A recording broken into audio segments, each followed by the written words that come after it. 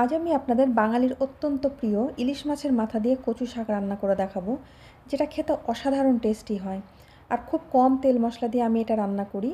যেভাবে রান্না করেছি সেটা আপনাদের সাথে শেয়ার করেছি। আমি রেশমিখানে আপনাদের সবাইকে স্বাগত জানাই। যারা আমার পুরনো বন্ধু এখন আমার সাথে রয়েছেন তাদেরকে আমি অনেক অনেক ধন্যবাদ জানাচ্ছি আমার সাথে থাকার জন্য। আর যারা আমার নতুন বন্ধু এখন আমাকে সাবস্ক্রাইব করেনি তারা প্লিজ আমাকে সাবস্ক্রাইব করে দেবেন এবং পাশে থাকা বেল আইকনটা অবশ্যই প্রেস করবেন, যেন আমার আপলোড করা ভিডিওর নোটিফিকেশানগুলো সবার প্রথমে আপনাদের কাছে পৌঁছে যায়।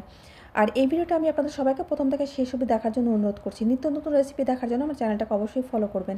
এখানে দেখুন আমি কত টাটকা ফ্রেশ আমি কচু শাক নিয়ে এসেছি। এই শাকটাকে প্রথমে আমি ডাঁটাগুলোকে এইভাবে টুকরো টুকরো করে বটি দিয়ে কেটে নিচ্ছি, কারণ বটি দিয়ে কাটতে কিন্তু কচু শাকটা বেশি সুবিধা হয়, তাই আমি বটি দিয়ে কেটে আজ আমি আপনাদেরকে দেখাচ্ছি, ভিডিও শ্যুট করছি। আমি ডাঁটাগুলোকে ছোটো ছোটো টুকরো করে কেটে নিলাম। কেটে নিয়ে তারপরে ডাঁটা থেকে যে খোসাগুলো আছে, আঁশগুলো, সেগুলো ছাড়িয়ে নিয়ে এইভাবে ছোটো ছোটো টুকরো করে আমি কেটে নিচ্ছি। সমস্ত ডাঁটাগুলোকে দেখুন একই রকমভাবে আমি খোসাটাকে ছাড়িয়ে নিচ্ছি, আর খুব সহজেই কিন্তু খোসাটা ছেড়ে আসে এটা। সমস্ত ডাঁটাগুলো দেখুন আমি একই রকমভাবে কেটে নিয়েছি, আমার কটা হয়েছে। এবার যে কচি কচি পাতাগুলো ছিল পাতাগুলোকেও আমি এইভাবে কুচি কুচি করে কেটে নিচ্ছি। এই ডাঁটা পাতা সমস্ত আমি একসাথে রান্না করব। সবগুলো দেখুন আমি কেটে নিয়েছি খুব ভালো করে, আমি পাতাগুলোকেও কেটে নিয়েছি, ডাঁটাগুলোকেও কেটে নিয়েছি। এবার আমি এই শাকটাকে 2 থেকে 3 বার খুব ভালো করে কিন্তু আমি ধুয়ে নেব, কারণ এই শাক পাতা খুব ভালো করে ধুয়ে নিতে হয়। শাক আর ডাঁটাটাকে ধুয়ে নিয়ে জলটাকে ঝরিয়ে নিয়ে তারপর আমি চলে যাচ্ছি রান্নায়। রান্না করার জন্য এখানে আমি কড়াই বসিয়ে আমি গরম করে নিয়ে দিয়ে দিলাম কিছুটা পরিমাণে সর্ষের তেল। তেলটা গরম হয়ে গেলে আমি ইলিশ মাছের মাথাগুলো দিয়ে দিলাম। আমি এখানে দুটো মাথা, একটা লেজা দিলাম। মাথাটাকে আমি 10 মিনিট আগে নুন হলুদ মাখিয়ে রেখেছিলাম। আমি 3-4 মিনিট অপেক্ষা করার পরে মাছের মাথাটাকে উল্টিয়ে দিলাম। দেখুন এক সাইডটা খুব সুন্দরভাবে একটা কালার চলে এসেছে। আমি আরও কিছুক্ষণ এটা ভেজে নিয়ে, একটু লাল লাল মচমচে করে ভেজে নিয়ে একটা পাত্রে আমি তুলে রেখে দিলাম।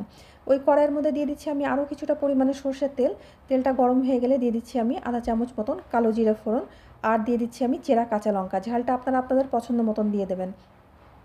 আমি কিন্তু আর কোনো মশলা দেব না, এই কালো জিরে কাঁচা লঙ্কা দিয়ে কিন্তু আজ আমি রান্নাটা করব, শুধু নুন হলুদ দিয়ে। আমি লঙ্কাটাকে একটু ভেজে নিয়ে তারপরে আমি ধুয়ে জল ঝরিয়ে রাখা যে কচু শাকটা দিয়ে দিলাম।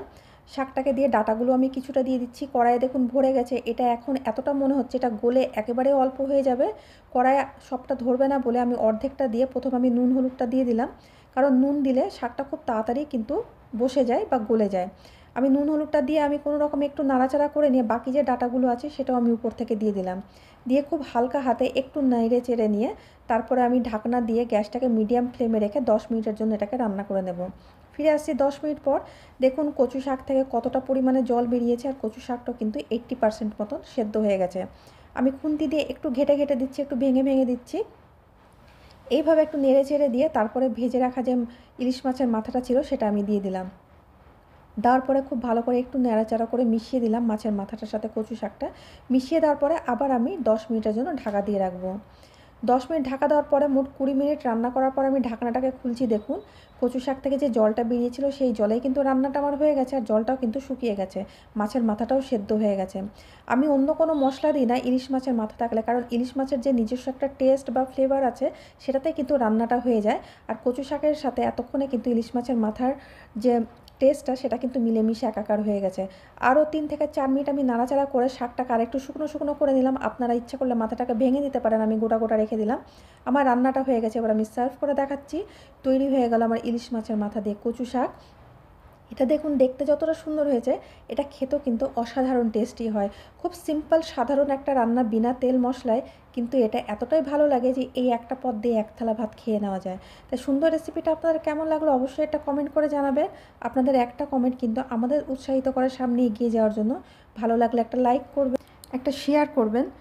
আমি আবার আসবো অন্য কোনো দিন অন্য কোনো ভিডিও নিয়ে। ততদিন আপনারা সবাই খুব ভালো থাকবেন, সুস্থ থাকবেন।